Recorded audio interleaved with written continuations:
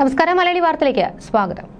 Home സ്റ്റേയിൽ എത്തിച്ച് പീഡിപ്പിച്ചു എന്ന് കാട്ടി ബംഗളൂരുവിൽ താമസിക്കുന്ന 23 വയസ്സുകാരി നൽകിയ പരാതിയുമായി ബന്ധപ്പെട്ട കേസിൽ രാഹുൽ മാങ്കൂട്ടത്തിലെ ജാമ്യ ഹർജിയിൽ ഉത്തരവ് ഈ മാസം 10-ന് പുറപ്പെടുവിക്കും.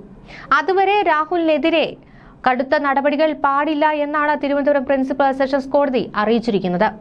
ഇന്ന് ഉച്ചയോടെയാണ് തിരുവനന്തപുരം അഡീഷണൽ സെഷൻസ് കോടതിയിൽ വാദം തുടങ്ങിയത്. അടച്ചിട്ട കോടതി മുറിയിലായിരുന്നു വാദം പുരോഗമിച്ചതും. അതിജീവിതയുടെ മൊഴി പോലീസ് കോടതിയിൽ സമർപ്പിക്കുകയായിരുന്നു. ക്രൂരമായ പീഡനത്തിന് ഇരയായി എന്നാണ് മൊഴി. അടച്ചിട്ട കോടതിയിൽ വാദം കേൾക്കണമെന്ന് പ്രോസിക്യൂഷൻ ആവശ്യപ്പെട്ടു.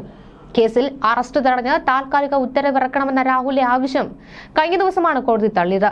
തുടർന്നാണ് ഇന്നത്തേക്ക് തുടർവാദം മാറ്റിയത്. വിവാഹ വാഗ്ദാനം നൽകിയാണ് ബന്ധം സ്ഥാപിച്ചതെന്നാണ് യുവതിയുടെ മൊഴിയിലുള്ളത്. സംസാരിക്കാനാണെന്ന് പറഞ്ഞുകൊണ്ട് ഹോം സ്റ്റേയിലെ മുറിയിലേക്ക് കൊണ്ടുപോയി. ശരീരമാകെ മുറിവേൽപ്പിച്ചുകൊണ്ടുള്ള ലൈംഗിക അതിക്രമമാണ് നടത്തിയത്. I wanted to rape you എന്ന് പറഞ്ഞുകൊണ്ടേയിരുന്നു. ശ്വാസമുട്ടൽ അനുഭവപ്പെട്ടിട്ടും ലൈംഗികാതിക്രമം തുടർന്നു.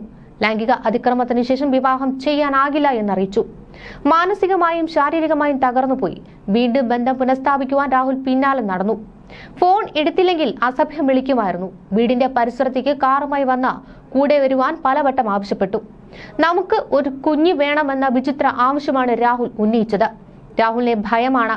കേസുമായി മുന്നോട്ട് പോകുവാൻ ഭയപ്പെടുന്നുവെന്നും അന്വേഷണ സംഘത്തോട് അതിജീവിത പറഞ്ഞു. പ്രോസിക്യൂട്ടർ സീൽ വെച്ച കവറിൽ മൊഴി സമർപ്പിക്കുകയായിരുന്നു.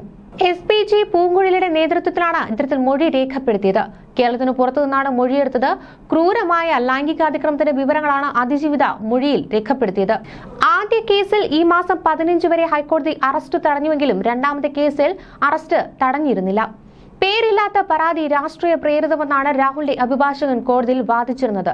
എന്നാൽ ഇത്തരത്തിൽ 10-ാം തീയതി വിധി പറഞ്ഞതുവരെ അല്ലെങ്കിൽ വിധി പറയുന്നതുവരെ രാഹുലിനെ അറസ്റ്റ് ചെയ്യാൻ പാടില്ല, അല്ലെങ്കിൽ അത്തരത്തിലൊരു കാര്യങ്ങളിലേക്ക് കടക്കാൻ പാടില്ല എന്നാണ് ഇപ്പോൾ തിരുവനന്തപുരം അഡീഷണൽ സെഷൻസ് കോടതി അറിയിച്ചിരിക്കുന്നത്.